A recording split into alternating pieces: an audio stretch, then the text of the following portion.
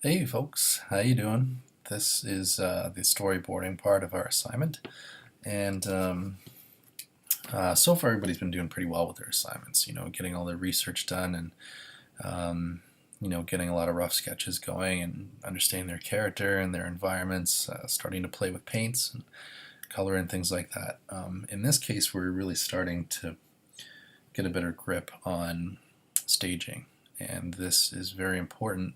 Now that we've established all of our environments and our character, now we need to know how to put them together in order to get the right mood across to best tell our story.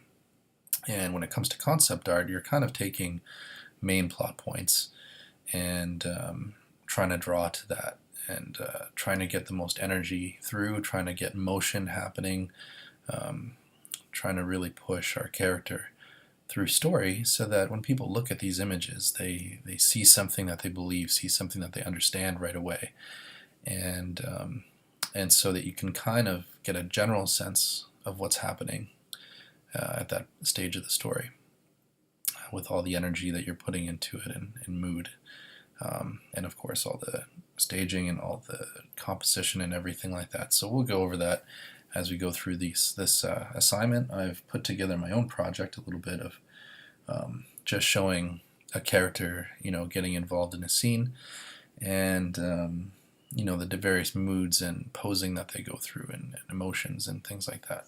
So let's get started. All right. So here we have all my references. I just have them open on my other computer. I just wanted to show you that. I have some of them open, and so I'll keep referring back to them as I'm drawing. You might not see me do it, but that's what I'm doing. So let's get going. All right, introduction of our story. And so here I am starting to build an exterior of our character's home from a distance. Right now I want to set the mood, so I get a time of day. I have my character at the top of a mountain, and living in the base of a tree, a really, really big tree with a crescent moon sort of shape to it, and it also has a moon hanging down from it.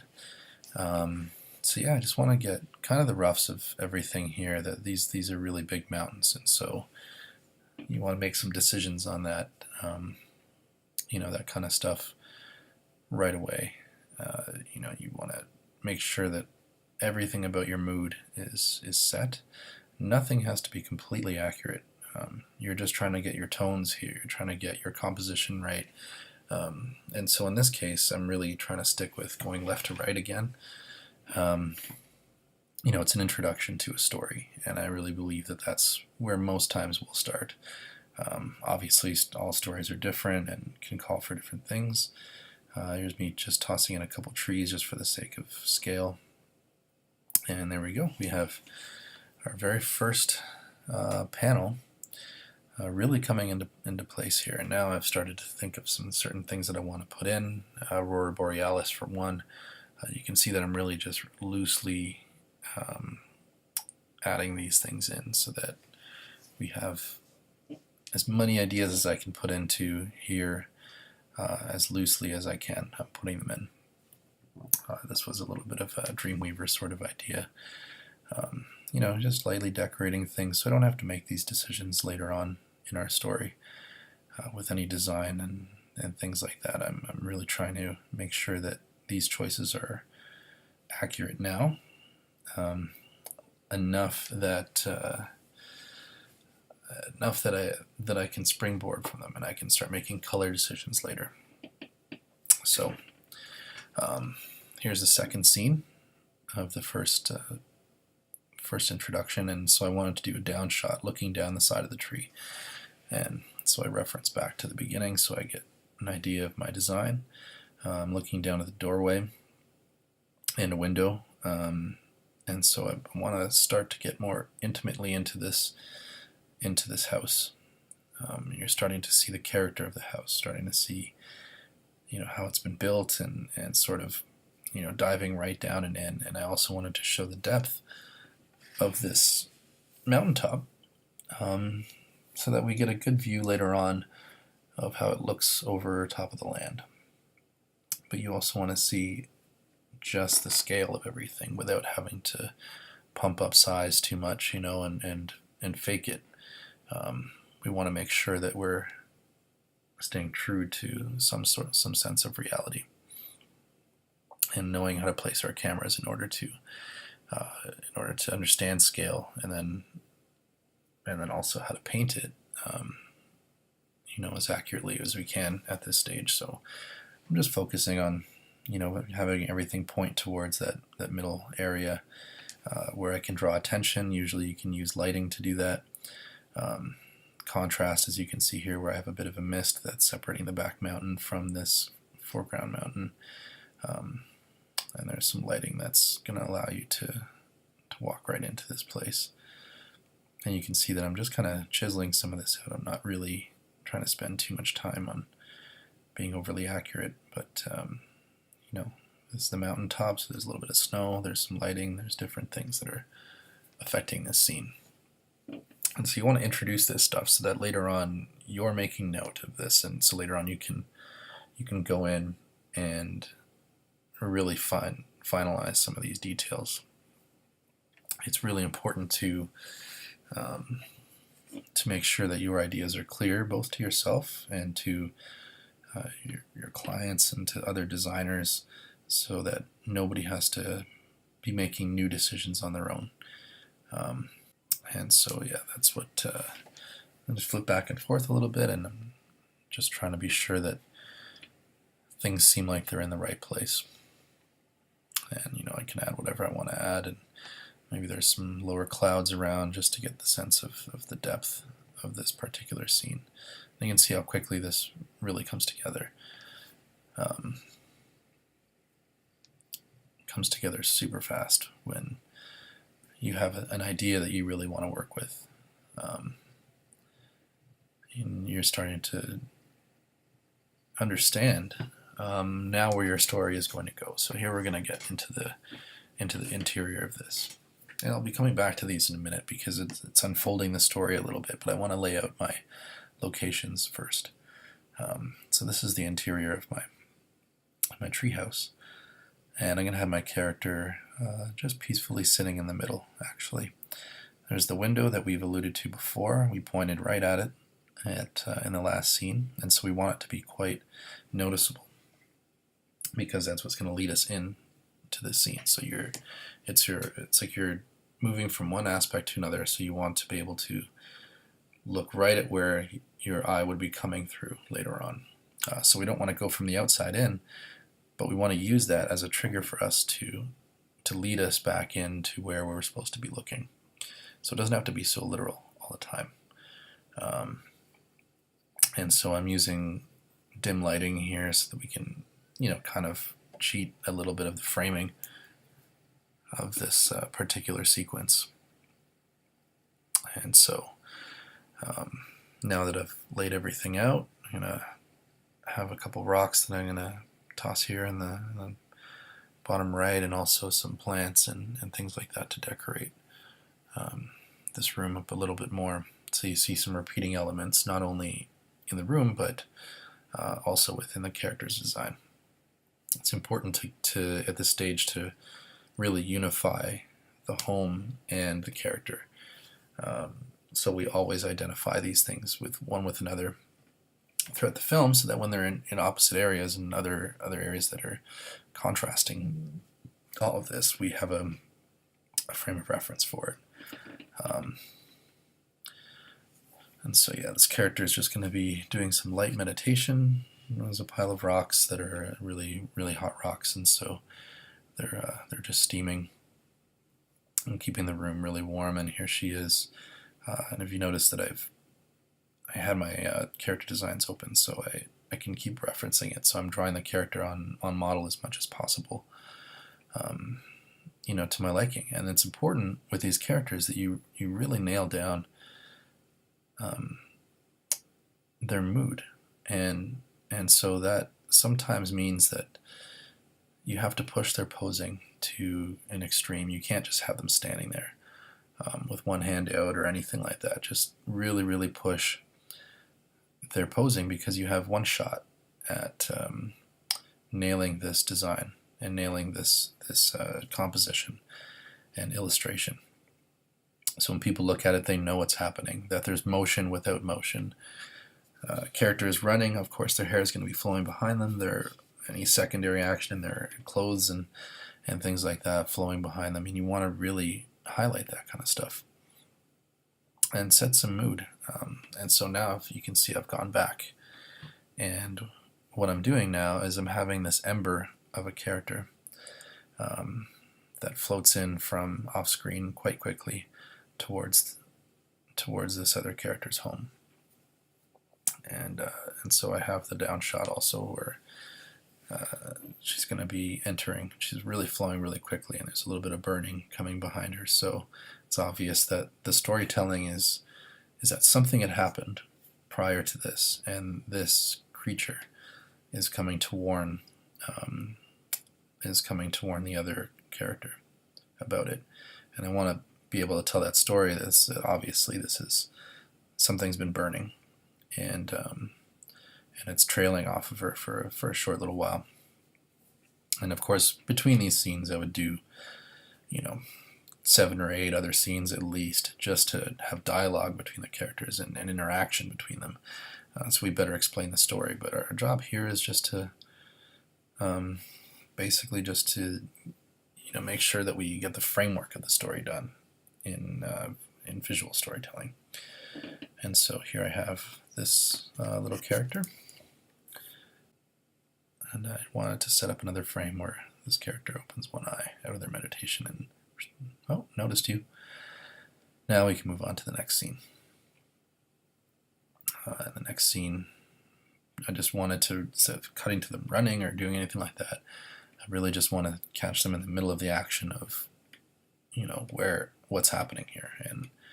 And so I wanted her looking over the cliff top down at the forest and give her a very extreme pose of action, so that we're engaged in this. And again, all of this, if you noticed, has been left to right, our main character at least. And so we've staged it this certain way, and now we know also top to bottom. She's in the mountaintop, and she's going to be looking down. And in this, we have a sense of character that's quite strong.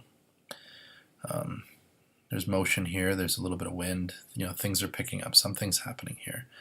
And the reason why I put some wind in is because later on in this particular scene right here, the embers are going to come flying in.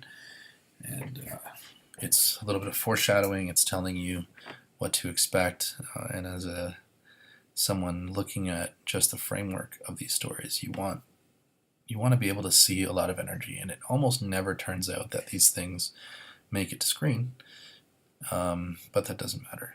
We're really trying to push the mood, and so when other people pick this stuff up, they want to carry that same energy and that same purpose. And so maybe they have a better idea within the framework of how the story has changed, the way the storyboarding is moved around. So it's really important to make peace with that. Just, it's fine. Things change. But your job right now is to really frame this in an honest way to your story that really gets across the emotion and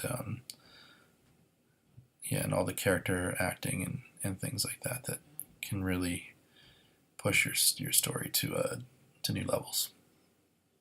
So I like to really balance between up shots and down shots. I don't really like flat shots as much, unless you're really trying to tell a part of the story that you think is static, and you need something out of that staticness to break out. But generally, you don't really find that with concept art. You find quite a lot of this sort of thing, where there's things that really dynamic are happening. And so now, there's a sense of worry of this character, and I really want to nail that. Be really true to her attitude. She's been broken out of this meditative state, and now there's something really troubling happening, and the environment is feeling it, which is why there's a little bit of wind that's kind of casting her jacket back, and her and her hair is sent flying, but she's still really organized. Later on, you'll notice that she's not, and it's because this character has been not broken down, but weathered. The journey is long, and the efforts made. Though we may not see it in this video and in this many drawings. I mean, it's only whatever, maybe 30, 40 drawings. We may not see that in this character. Why all these things have hit her, but in the storytelling, obviously we would. Basically, the way the story pans out is she then now looks down and she sees the forest has now been burned down and dead a little bit, and there's a city in the backdrop that's not quite living either. It's got a lot of grayness to it, and it's really bleak. Not dystopian, but people are into their phones, and there's pollution. There really isn't a happy vibe happening. More than anything, that's it. And so she wants to go there to investigate and see why these things are happening. And she ends up having to go through this forest that's been burnt down, and her first mission is then to cleanse it and bring it back to life. So basically, my easy solution to this, and it would be further explained in storytelling with hundreds more scenes. So this is me laying down a grid for anybody that was asking about grids. Really quickly, this is how you do it. It's pretty simple. You want to know where everything is pointing towards, where your horizon line is. So you get a good idea of the angle of your shot really quickly.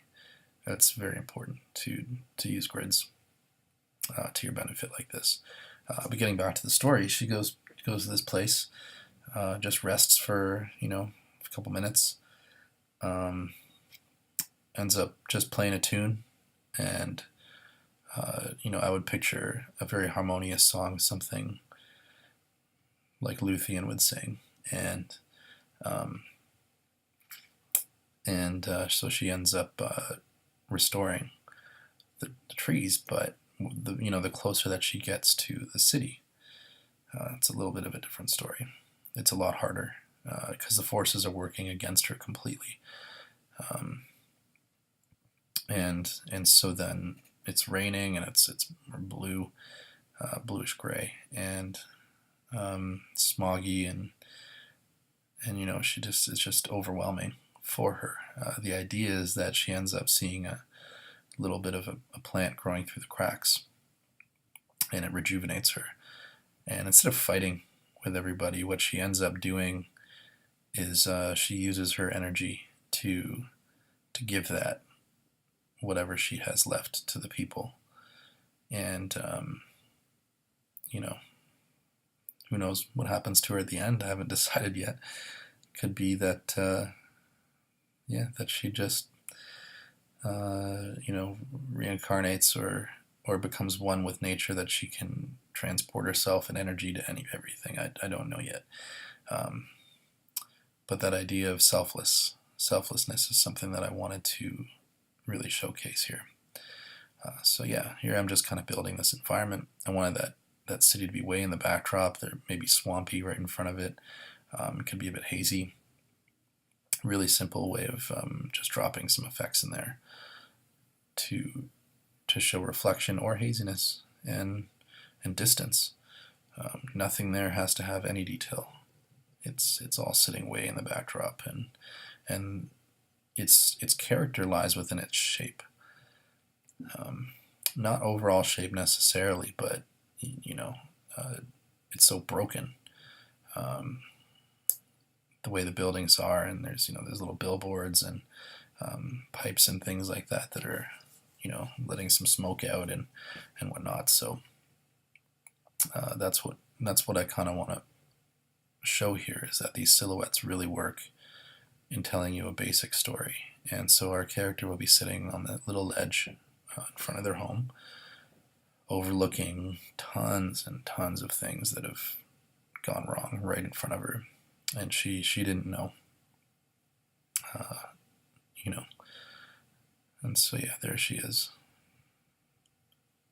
just overlooking this, and now it's time. It's time to get on the mission. I wanted to put some shadows in, show some time of day. It's just morning. Um, I like that idea of the stretch of things. Um, yeah, some of the lighting is hitting the buildings, and I like things being stretched out. So I like that morning and evening kind of look sometimes. Really shows that how the character feels. That their heart's stretched out, their mind is stretched out. Part of their mission will happen during the day, in this case, I made it very bleak, so there's no real sunlight to affect anything necessarily.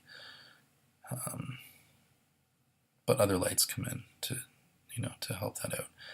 So now this is sort of just an in-between shot. I wouldn't necessarily do this as a concept design, but this is something just for me. And I needed to do it to set up the next shot and to decide whether or not the next shot is something that I want to use in my storytelling. So I would, if this was a regular storyboard, use this shot. Obviously, it has a place. It's very important. And so, and I really do feel that, there's no bad shots in a sense. But sometimes you have to do these kind of things when you're stuck. You have to just go with what you think for a moment and keep drawing. You never know what ideas come up when you're still drawing and you keep drawing. So, I gave her some really flowery eyes. I thought that was pretty cool.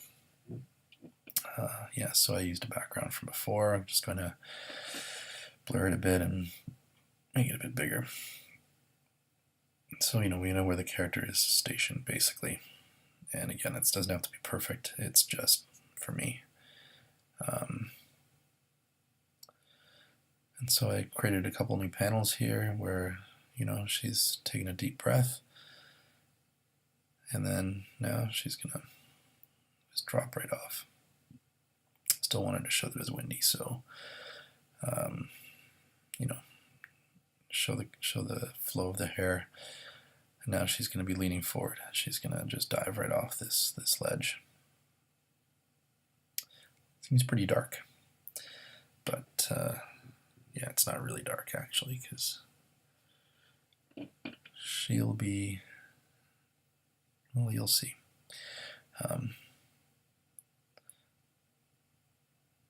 She's very trusting of her environment. And so again, it's still a little windy. I want to see that there's action happening in our scene. There's always action happening when you're doing concept art. You draw anything still, and that's the death of your drawing. Things have to be happening or have happened, and it's best to show that as much as possible. Now, with this character, I kind of cut him after this.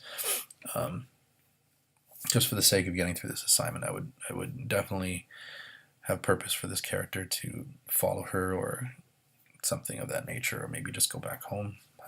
It was unresolved in this case. Now here I'm just kind of building the down shot as quickly as I can. And so as I laid my grid there, I want to make sure that now my eye is central to this, so everything is moving outwards from that place of focus. And my decision here was now I wanted to be sure that I'm really showcasing life is still happening close to her. And as the farther that we move away from her, it starts to get a little bit more barren. And the purpose of this is that we don't have to introduce the end game again. We already did that. But we want to show what the next stage is still, and what the next shot is going to be set up to being. And so you're constantly leading your audience into the next shot. and constantly leading them down the road overall, stage to stage. I mean, the audience will always think that they're beating you to the punch. They know everything. That's because you've set it up for them, and that's a good thing. It's good that they are really well aware of the storytelling, so they're not surprised and confused, and then trying to overthink things. You want them to feel like they're there. So this is a down shot that I have, and I wanted to have her leaning forward as the camera tracks down with her as she goes over the ledge. It's a pretty cool shot.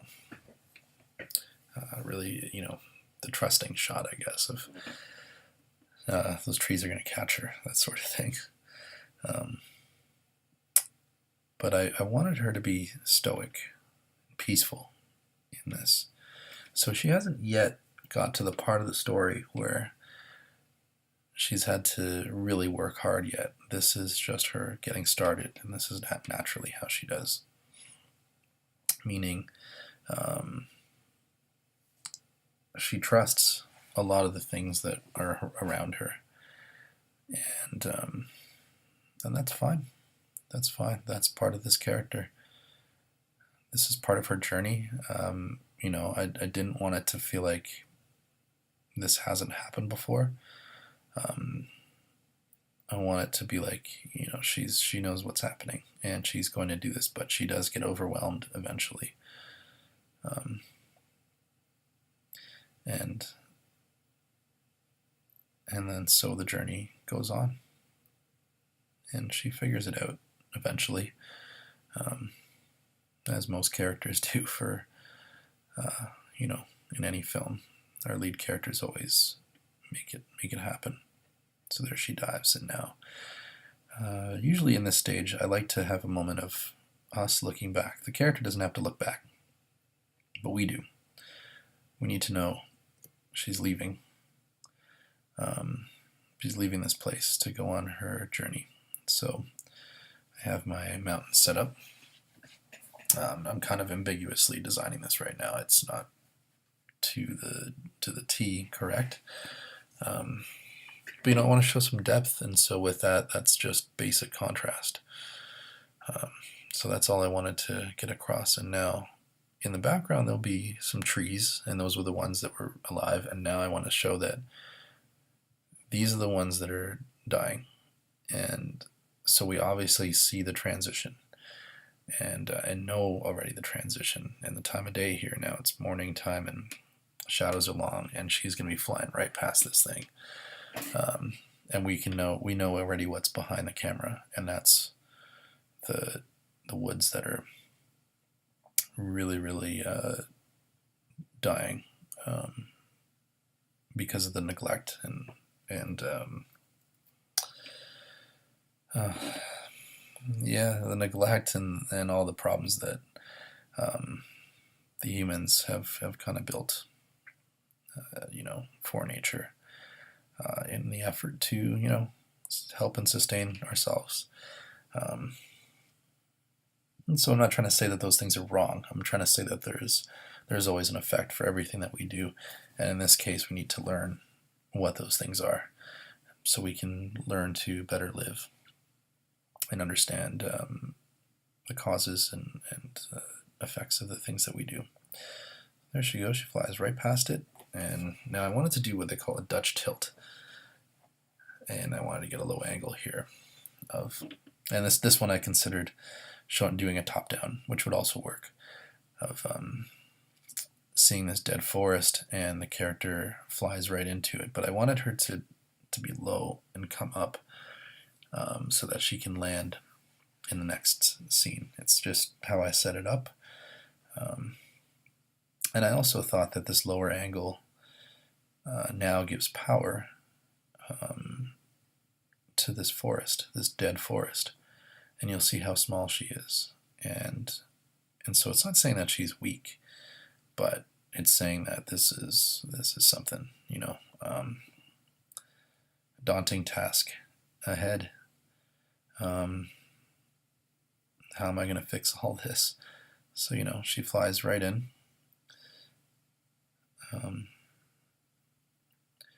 And then I wanted her to use her staff to just, like a helicopter. And there she is. Just animated a bit. And now the next scene is the swamp on the inside. So I wanted this to be really gnarled and dead.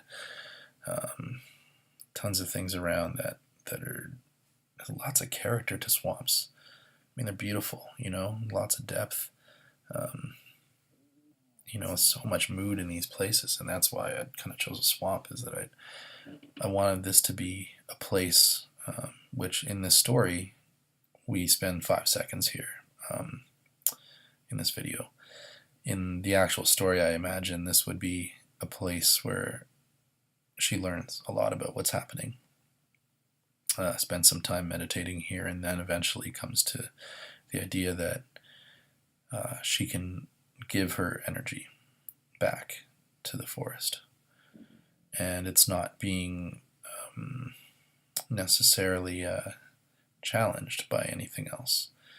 And so this is her first big challenge in this. It just seems really simple. Just going to play a song, and then the trees come back to life again. I'd do it in, again, like 30, 40 shots at least. Maybe more, But yeah, I just wanted her to show that this is a place that she's interacting in. And so that she can have the first stage of her story happen here. And you can see that she's a little focused, but still organized. I didn't want her to land either. I thought she's still harmonious with nature. And so she just pops right into a meditative pose right away. You can see the change in her expression. But she's still focused. Ears are down. So this place has a lot of energy for her.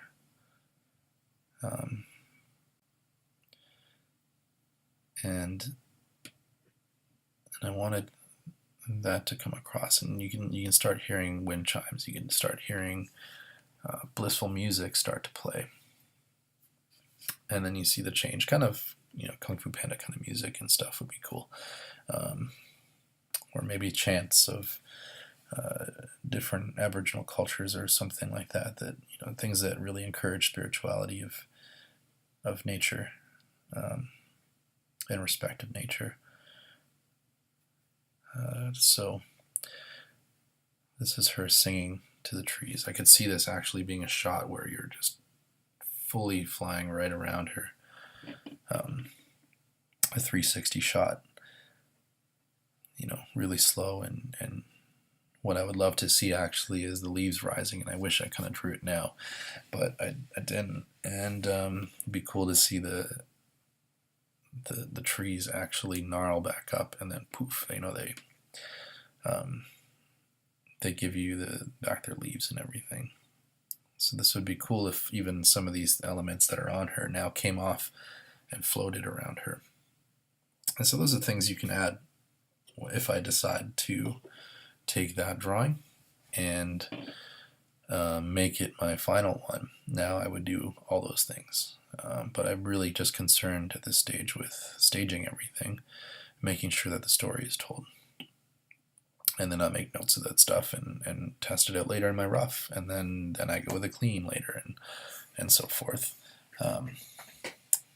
So in this case, this is just sort of like a run-up of magic is happening, and the trees are changing back to life again. So there they are, back to life, and there she's singing. Now she's left, and she's made it to the city. There's a junkyard. It's really sad and moody, really wet, and so I'm going to move really quickly through these now. So now she's in the city, and she feels weaker, for various reasons that I didn't really push in the story, but this is no longer necessarily a place of spirituality and energy. It's a place where energy is bereft of the culture here. And so people are on their phones, people are not paying attention to one another. Um, Nature in itself is dead in plants, and it's also dying in people, in that they're not freely living. And it's not really my statement on society per se, but this is just maybe a part of it. And so I'd mentioned before, I really want people to think not only about how you draw things and the angles you draw them at, but the energy. So that means, let's say in this case, it's raining, so I want to have some um, umbrellas and things like that. And everybody's, I didn't want to draw everybody in suits. I kind of think that that's too obvious, the point. And it's not really natural to how society is. But you stick a bunch of people doing the same things, and their focus is all straightforward, and it tells you enough of a story. So yeah, toss in some umbrellas, frame our character.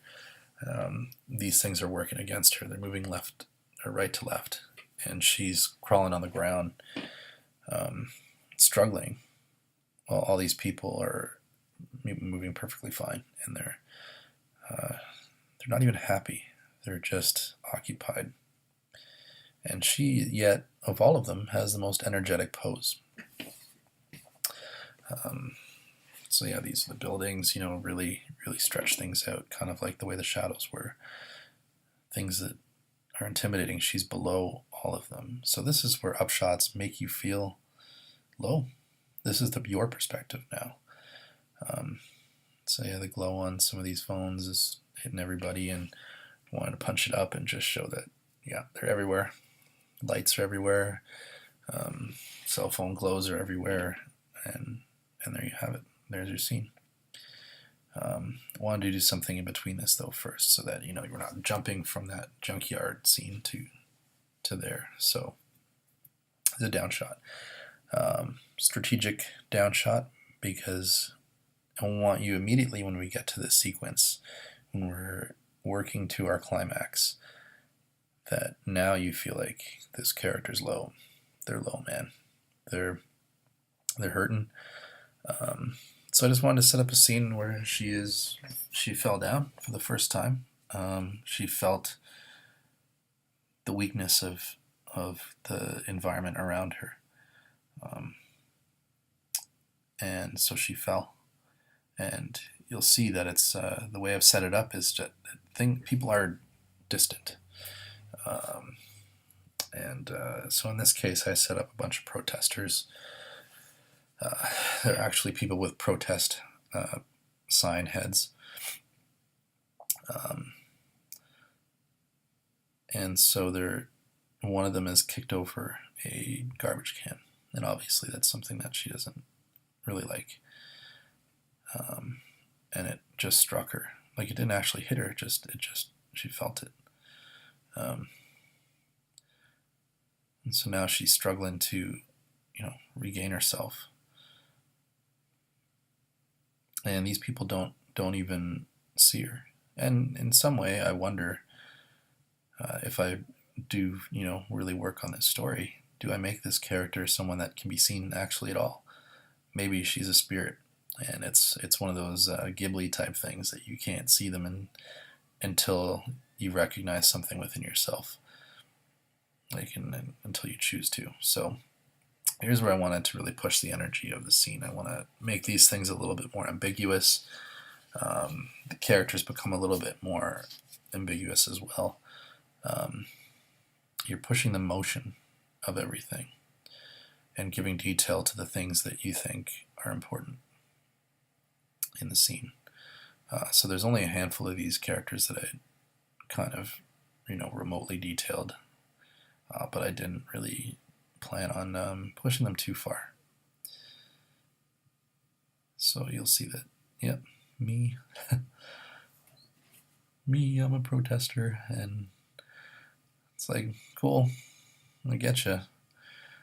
And sometimes this is what happens. Even, some of us trying to do the right things, and it turns out that we end up ignoring a lot of other things and acting out and doing some other things that are damaging to other aspects of society.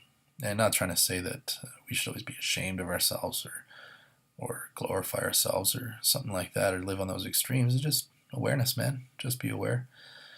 And sometimes these things happen. And yeah, so I want to introduce a couple things to the character. Now we're seeing litter around, and these are the big triggers for her. She feels that something wrong is happening to the environment, and it's even in the smallest things. More rain, that one first person perspective sort of rain dropping right down on her. It feels heavy, man, like heavy. Yeah, throw in some little reflections. And now I know what my contrast is and everything, and you really push that energy. Everything's jumping right into the middle. Now we're back to that shot again. And I'm going to go with a somewhat of a, not final shot, but final for this assignment is, as she's struggling, she finally finds this wildflower. And it's a little bit of like a flower / mushroom. And the idea is that she's using her last little bit of energy just to get to that. Not so that she powers up, but necessarily, but she's reminded of being connected and where her roots lie. And she gains energy within herself. And I wanted to show here, in the very smallest way, how these things are really creeping up so close to damaging her world.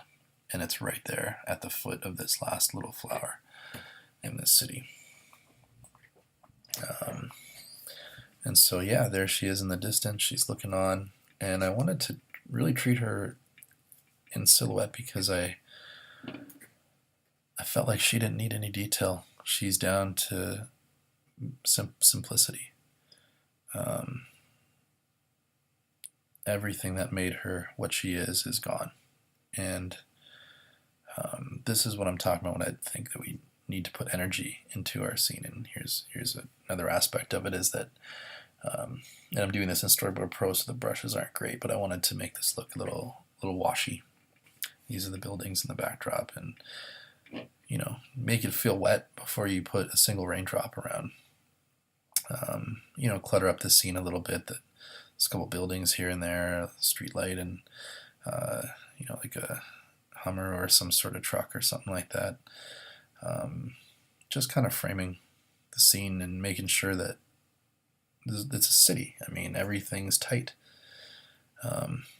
Everything's really tight in the city, and I really want to show that that's the character of this place, and she's stuck in it. It's a little hazy. It's just everything's so thick after the rain, and I wanted a couple people to be standing around now watching what's happening here. They've taken note, but nobody wants to help her still. But I wanted things to be still in this scene, in the backdrop, and then yet framed in a way where you get enough things around that are loosely placed, and they fill the space. Yeah, and so there's her gaze, and there we go, some rain. Bam, good to go. And I didn't even get to the turning point. So here we are. Start at the beginning again. Establishing shot. We would truck in here usually, and here's the character flying in. You can see flying in from left to right there towards the doorway or window, and right back in.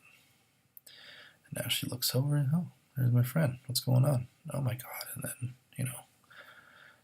she jumps into this, would run into the scene there from the distance. And then here come all the ashes and everything. Now setting up that scene where we see all the ashes, and she's like, all right, time to go. And fall off the cliff. Dive right through and fly. Right through.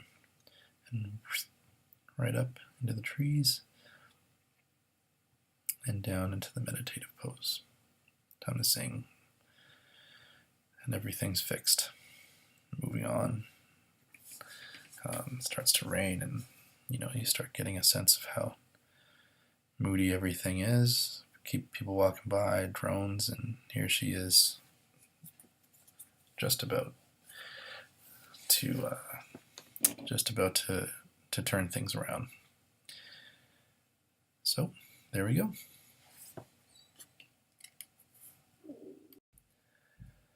So there it is. I know I didn't get to the climax, which I'd actually pictured as her standing opposite now, and she's finally decided how she's going to handle the situation. But I really wanted to just make sure that you get into this and you get an idea of how to use camera shots, how things flow, where your character's going. Think about these things, how they're interacting with their environment and the other characters in them. So you get a sense of the general storytelling that works for you, where I want you to study some mood. And mood isn't just color, it's the environment is happening. You get mist, you get rain, sunshine, lots of things, and how sometimes those things, even in the distance, are cutting across mountains or cutting across the buildings and the sunlight and things like that, time of day.